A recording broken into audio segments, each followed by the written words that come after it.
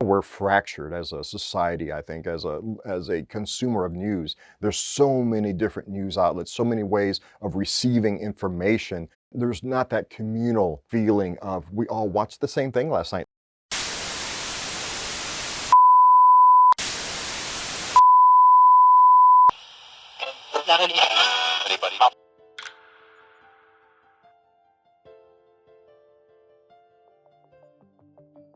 Do you feel overwhelmed by the amount of information you see on the internet? As online platforms become a bigger part of our daily lives, we're constantly flooded with information, some more reliable than others. It's hard to determine who's posting, their level of subject expertise, and their motivations behind sharing that information. Hi, I'm Aaron Mason, Director of Mid-Continent Public Library. Libraries connect people with information, but for decades, they've also worked to promote information literacy, defined as a set of abilities that enable individuals to recognize when information is needed and to locate, evaluate, and use that information effectively. Digital media literacy is an extension of information literacy, which takes those concepts and applies them to any virtual space, from news reports to social media. With the overload of information that we're exposed to every day, now more than ever, it's important to strengthen our digital media literacy so that each of us can evaluate the things we see online and use that information to make informed decisions. Community Relations Manager Emily Becker and our digital innovation team had conversations with local journalists to help consumers of news make sense of the media landscape. Hi, I'm Emily Becker with Mid-Continent Public Library. Journalism as a profession consists of people, journalists, gathering information and sharing it with a wide audience via media outlets. This has been the primary avenue for news distribution since newspapers began, and continues to evolve as new technologies arise. I recently sat down with some local journalists to get a better understanding of what is involved in putting news coverage together. To get a wide range of perspectives, I talked to people who have worked in print, radio, and television about how they create and distribute news, as well as the significance of adding digital technologies and platforms to their work. We began by talking about how the growth in media outlets has affected both consumers of news and journalists. When I was a young journalist, everyone had primary news sources, and there was a very communal aspect.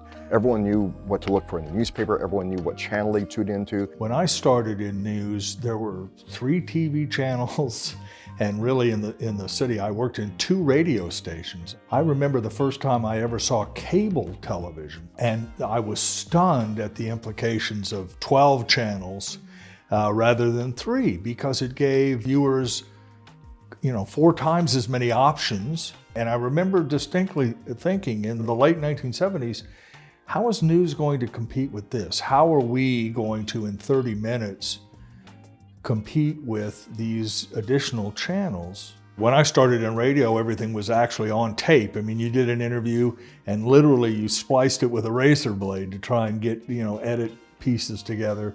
That, of course, is now all done digitally. The idea of using tape for anything, it makes people laugh. As I progressed in my career, I started seeing the media change very slowly. We went from shooting film, we went to being digital, we went to using computers for most of our work, whereas a lot of my work as a young journalist was all done with film and with pens and paper and pencils.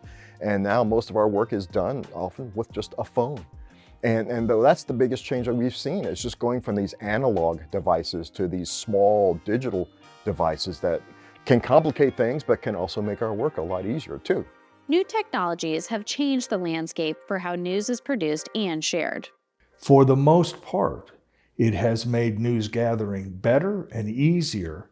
It's had some implications for our audience, but for the people who actually do it, reporters and photographers, it's almost all better in terms of weight and mobility and ability. You used to have to bring the big live van with the antenna that went right up into the air, and we had to beam back a microwave signal to get on air. But we don't have to do that anymore. Nowadays we can bring these little backpacks with us that can fire up a live signal, live feed, and send back live reports from just about anywhere you can use your cell phone. We had no internet when I started. But in those days, back when I did it in the late 1980s, early 1990s, if I wanted to check on a vote, I had to drive to the public library and go up to the librarian and say, could I have the congressional record from 1976 for one vote? Now that information is at my fingertips at a computer with 2 clicks of the mouse. The availability of information so quickly and so thoroughly is a monumental help to journalists and a sign of progress for our field. Curious about how funding might influence the stories chosen or the way they're presented, I asked Carlos to explain public funding for KCUR. Public radio is funded by its listeners, and that's a key element to how we produce our news. We get very little public funding. We don't rely on advertising, commercial advertising. We rely on underwriters, people who support us, because not necessarily because they feel they're going to get their product sold, but they support our mission and they support the way that we cover news and how we deliver the news. So a lot of our support, our financial support, does come from large organizations, but a lot of it comes just from individuals who love our mission and love the way we deliver news. We tend to deliver news a little bit softer, a little bit more easier to digest than a commercial television station or a commercial radio station. KCUR's Up to Date, UMKC professor Dr. Deborah Leiter explained that if a single person doesn't win 50% of the votes, the lowest ranking candidate gets dropped from the count. To get an alternate perspective, I asked Charlie to explain how ad funding affects the stories chosen at KSHB. Business-driven media like KSHB 41, we make our money by selling ads, right? The commercials that air between the news and other programming help pay us. So, it would be totally reasonable for someone to think, we put commercials on TV for X, Y, and Z, they pay us, that we're indebted to them or something like that. But I have to say that there is definitely a separation of church and state. Here we have the sales department that's in charge of getting all the commercials and making sure our airwaves are full and we're collecting money. And the news department is completely separate. In our building, it's on 2 different floors with a floor in between us. So yeah, the newsroom's here with lots of different desks. We have our assignment desk right here in the middle. They keep track of all the things that are happening, work on the logistics of any particular news day. There's no mandates that because X, Y, and Z company is giving us so much money for advertising, we need to portray them favorably in the news. Those are not conversations that are had. We do not bend to the sponsors. So Emily, right here's the kind of the brains of the news station. This is all the guts. This is the server room where we have all sorts of computers running that route different feeds from our satellites and our affiliates right here into the station and really make sure that we can broadcast out of this area and make sure that our signal gets to you at your house. Okay.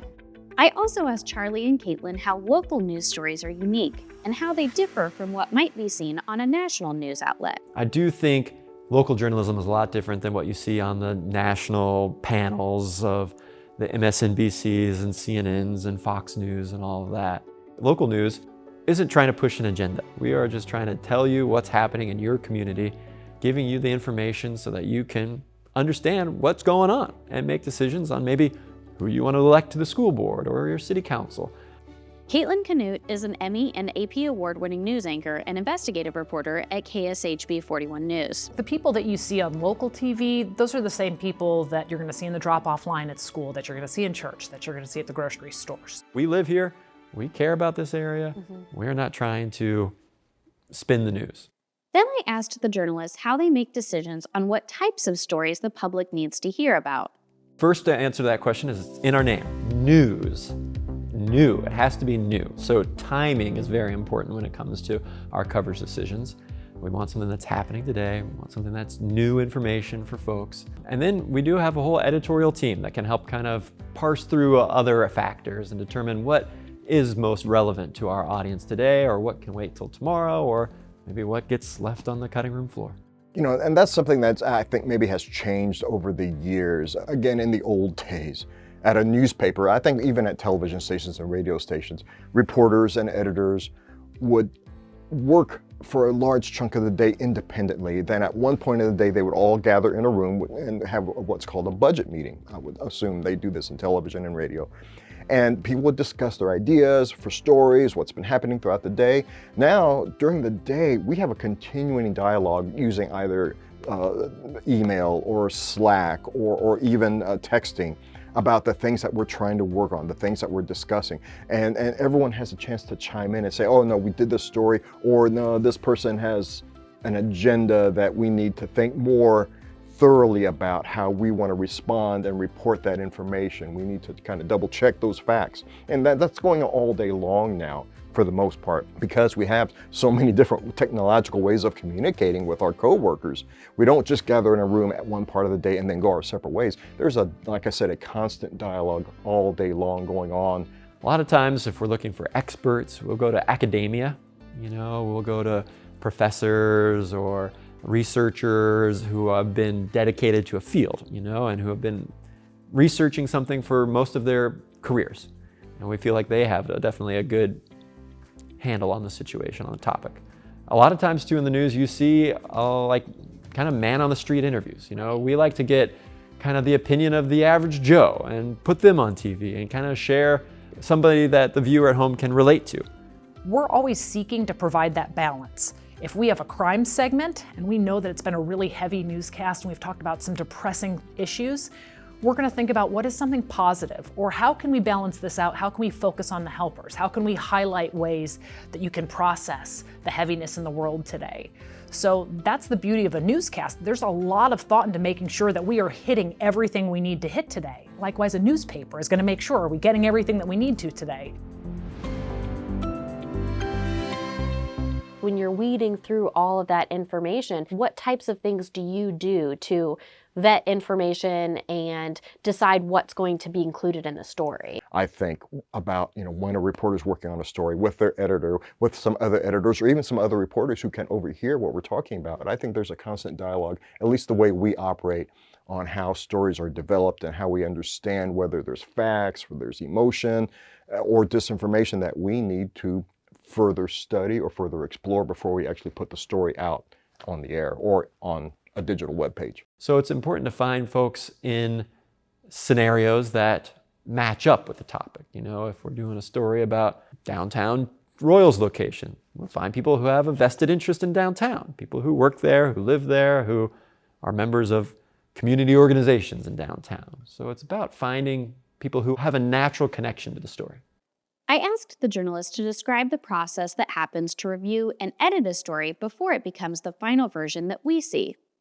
For me, being cognizant of what bias do I have in this story? Do I have a bias? What bias might I have? Does any of that show up? So I'm thinking about as I'm writing the story. To me, bias would be preconceived notions, maybe emotional responses to topics, your own personal experience coming into a story. We all have implicit bias, right? I'm a mom, so any story where children are injured or negatively impacted, I'm going to have this very emotional response that I have to check. And am I responding in an emotional manner? Am I being logical about it? And then if it is something sensitive, if it's a big topic, abortion, for example, police reform, politics, making sure that my personal politics don't play any part in my reporting. And then after I write a story, I have 2 to 3 people read it to say, first of all, is this factual? Second of all, is there anything that might indicate that my personal bias is shining through here? So I think having those checks and balances in a newsroom to make sure nothing goes to air without somebody else reading over it first. Would you say that's one of the differences between learning something from an unvetted source online versus from a news organization, is that there's been multiple layers of review before it gets out the door? Any news organization that's worth its salt would have that review process. In every newsroom I've ever worked in, which includes CBS, ABC, and NBC, and even working for a newspaper, that I've always had managers who have checked my work before going to air. So even for me, someone who's been doing this for 24 years, 23 years, I still have managers who look over my work. No one is above that. And if it's anything investigative, anything involving allegations that are serious, we have a legal team that we submit our work to. I work with attorneys who represent our company to make sure Am I saying anything that could put us in legal jeopardy? And they tend to be overly cautious. I can't tell you how many times I've done stories where I've had to withhold information because we have a legal team that said, this could put you in legal jeopardy, and they're more cautious than not. So there are lots of checks and balances to make sure that this information is being vetted and is presented in a responsible way. If it's somebody's blog, if it's an influencer, if it's a personality and not a journalist, I'd be wary that they're doing the same thing. Verifying information gives credibility to a news report, and that is something these journalists take very seriously. I asked them to explain why credibility is so important to their profession, and if they adhere to any code of ethics as they gather and share information with the public. Oh, certainly there's a code of ethics, and we actually have a code of ethics channel that's on our Slack site that we will discuss ethical issues that arise as something maybe that's not set in stone or something that we don't fully comprehend, something new that arises. And there's always some new ethical consideration that arises, but certainly we do have a printed code of ethics that we all adhere to. We've all read it and we've all looked through it and understand it. And every now and then, like I said, there's something that maybe slipped through the cracks, or there's something that is new or different, or a tweak on something we may have experienced before. But yeah, every news organization has a code of ethics. Every legitimate news organization, I should say, has a code of ethics. Even within an organization, like I'm a photographer by training, and as a photojournalist, I have a particular code of ethics that I have to adhere to. Videographers have the same kind of code of ethics that they would adhere to within the confines of working at a newspaper's code of ethics or a television station's code of ethics. Right. In terms of credibility, I mean, that's all I have. Once my credibility is gone as a journalist, how can anyone trust a word that I say? And that's why being transparent, these are my sources. If, heaven forbid, we make a mistake, we own up to that. We would either retract something and we would publicly address it in a follow-up story. We incorrectly reported this information. I mean, these are the standards that as journalists we have always held ourselves to. I think we play a big role. I think it's a responsibility that every journalist takes to heart. We feel like we need to get the facts out there, and as a journalist, we hold ourselves to a higher standard, getting the facts right and spreading the facts to folks and giving them the information so that they can make a complete and total decision based on the entirety of the situation. One of the values of mainstream reporting, hopefully, is to provide both or all sides, to the extent possible, of an issue or concern, and expose citizens, readers, to alternative ways of thinking about things. As the journalists reflected on their careers, they each shared an essential thought on the journalism profession. I hope people realize that we take this seriously and we're responsible. We have this deep level of responsibility that we feel and we take seriously. And I hope they recognize that and appreciate it. Well, I think journalists are all just trying to tell stories. That's all we've ever wanted to do. 99% of us just want to tell a story and have our voices heard and tell those stories in a reliable, trusted way. I love to tell stories with friends, with family, and so for me, journalism is just telling stories, some happy, some sad, some informational. The job of journalism is really pretty simply defined. You go to a place, you see something, and you tell people what you saw. It's that easy and that profound. I hope you use news to inform a lot of your daily decisions and some of your more important annual decisions or semi-annual decisions, like who you vote for and what kind of policies you want to see.